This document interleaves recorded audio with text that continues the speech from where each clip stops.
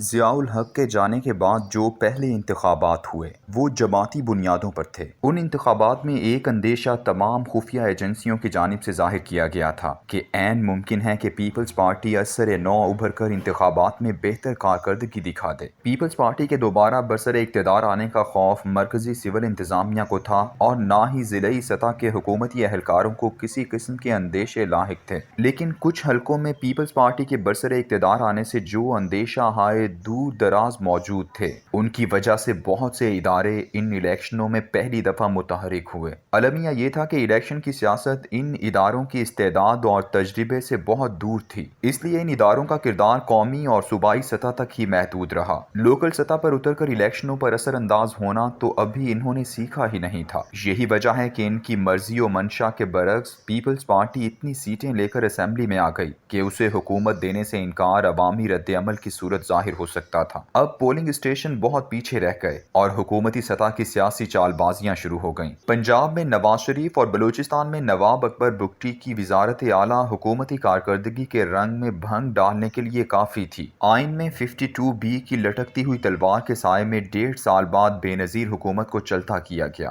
اب ذرا محتاط کھیل شروع ہوا اور یہ سارے کا سارا کھیل مرکز اور صوبائی سطح تک منظم انداز میں کھیلا گیا۔ پارٹیوں کا ایک اتحاد بنا کر پیپلز پارٹی کے مقابلے میں لایا گیا۔ صوبوں میں اپنی مرضی کے نگران وزیر اعلیٰ مقرر کیے گئے اور یوں مرکزی سطح پر ادارے اور صوبائی سطح پر انتظامیہ کا گٹھ جوڑ پہلی دفعہ آزمایا گیا۔ لوکل انتظامیہ کو علم تھا کہ مقتدر قوتیں کس شخص کو قومی اسمبلی اور کس کو صوبائی اسمبلی کا رکن دیکھنا چاہتی ہیں۔ جعلی یا اضافی ووٹرز لسٹوں کی تدوین کی حد تک الیکشن کمیشن کو بھی ملوث کیا گیا۔ شناختی کارڈ بنانے والے ادارے نے اپنے اضافی ہنگامی دفاتر بھی بنائے اور رات گئے تک نئے شناختی کارڈ بھی بنائے جاتے رہے۔ یوں ایک بہترین ربط باہمی سے مطلوبہ نتائج حاصل کر لیے گئے اور نواز شریف وزارت عظمیٰ کی کرسی پر جلوہ افروز ہو گئے۔ پہلی دفعہ ایک منظم کارروائی کا تجربہ کیا گیا۔ یہ باہمی ربط اور ہم آہنگی وقت کے ساتھ ساتھ بہتر سے بہترین ہوتی چلی گئی۔ مرکزی سطح پر سیاستدانوں کو دام میں لایا جاتا،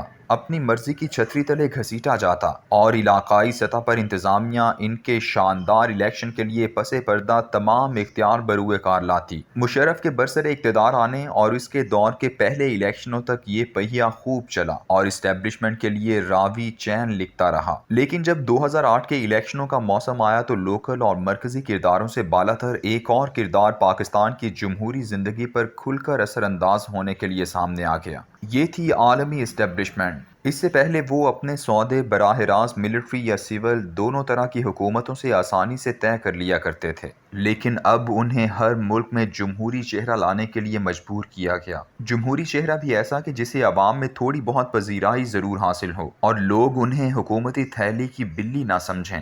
یہی وجہ ہے کہ چودھری شجاعت کو امریکی اسٹیبلشمنٹ نے کھل کر کہہ دیا تھا کہ اگر آپ کی پارٹی الیکشن جیت گئی تو ہم اسے تسلیم نہیں کریں گے۔ یہ وارننگ چودھری شجاعت کو نہیں تھی بلکہ بالواسطہ طور پر مشرف اور اس انتظامیہ کو دی گئی تھی۔ اسٹیبلشمنٹ جو اب الیکشن کے رزلٹ اپنی مرضی کے مطابق ڈھالنے میں ماہر ہو چکی تھی اور ان کے لیے قاف لیگ کی حکومت کو برسر اقتدار لانا بائیں ہاتھ کا کھیل تھا، لیکن وہ دبک کر بیٹھ گئیں۔ سیاست اور اقتدار کا کھیل کس قدر ظالم ہوتا ہے، ذرا واقعات کا تسلسل دیکھیے۔ بے نظیر کی وطن واپسی، نواز شریف کا ورود، کراچی کارساز دھماکے کی وارننگ، لیاقت باغ راولپنڈی میں بے نظیر کا قتل، سندھ میں آگ و خون کی ہولی، آصف زرداری کا پاکستان کھپے کا نعرہ اور اس کی عوامی مقبولیت۔ ایسے میں جب انتخابات ہوئے تو مرکز کو اور ضلعی سطح کی انتظامیہ کو زیادہ محنت نہیں کرنا پڑی، جو چاہا تھا ویسا ہی نتیجہ خود بخود سامنے آ گیا۔ اس کے بعد 2 انتخابات مرکزی اور مقامی انتظامیہ کے ہنرمند ہاتھوں کے باہمی ربط کا خوبصورت اور حسین امتزاج ہیں۔ مرکزی اداروں کو اب بساط جمانے، مہرے بدلنے اور شہ بات کے لیے میدان سجانے کا خوب تجربہ ہو چکا ہے اور علاقائی اور ضلعی انتظامیہ کو بھی خوب پتہ چل چکا ہے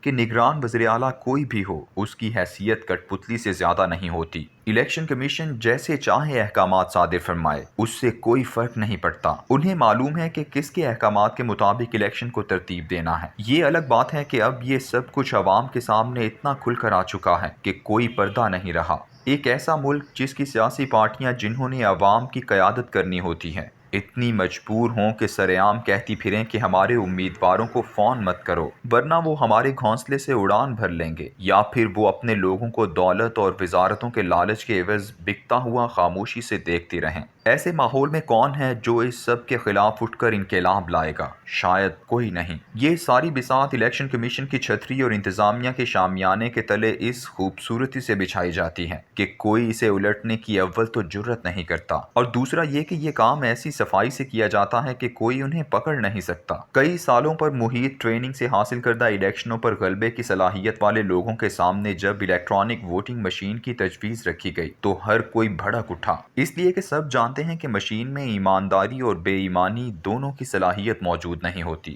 یہ دونوں خصوصیات تو چلانے والے میں ہوتی ہیں۔ جس ملک میں 16 کروڑ موبائل فون کنیکشن کسی بددیانتی کے بغیر گلی محلوں میں گھومتے بائیو میٹرک مشینوں والوں کے ذریعے رجسٹرڈ ہو جائیں، جہاں روز ہزاروں دفاتر میں بائیو میٹرک مشینوں سے حاضری لگتی ہو، جہاں روز لاکھوں لوگ بائیو میٹرک ATM مشین استعمال کرتے ہوں اور کروڑوں روپے نکالتے ہوں، اور ایسے لاتعداد کام روزانہ اسی طرح کی الیکٹرانک ووٹنگ مشین جیسی مشینوں کے ذریعے ایماندارانہ طور پر سر انجام دیے جاتے ہوں، وہاں الیکٹرانک ووٹنگ مشین کے خلاف یہ تمام سیاسی پارٹیاں شور کیوں مچا رہی ہیں؟ دراصل یہ شور اس مشین کے خلاف نہیں مچایا جا رہا، بلکہ گزشتہ 40 سال میں جو تجربہ اور استعداد ہماری قومی اسٹیبلشمنٹ اور لوکل انتظامیہ نے حاصل کر لی ہے، سب یا تو اس سے ڈرتے ہیں کہ ان کے ہاتھ میں اگر یہ مشین بھی آ گئی تو بے ایمان ہو جائے گی، یا پھر یہ سب اس پرانے نظام سے ہی فائدہ اٹھانا چاہتے ہیں۔